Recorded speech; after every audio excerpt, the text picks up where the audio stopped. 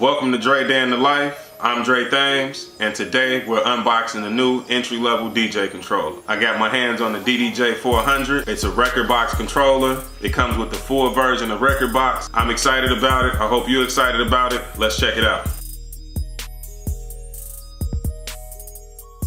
We got the USB, got the license key to Rekordbox, the user manual.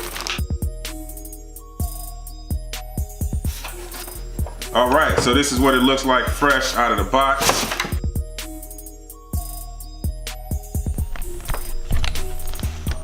All right, so I thought I'd just let you check it out up close real quick.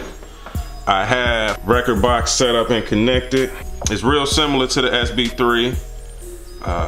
The pads are a little bit smaller. Pads look a little bit smaller.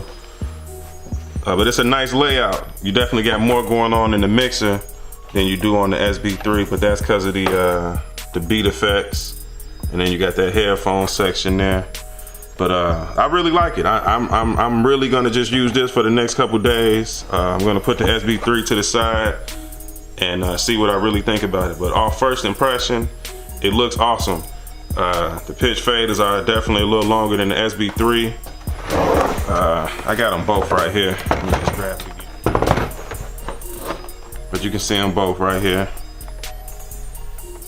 You can visually see there's more going on in the mixer section than the SB3.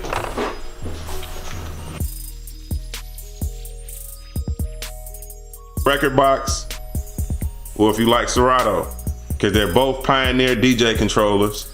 They're both entry level. They both pack some of the same features.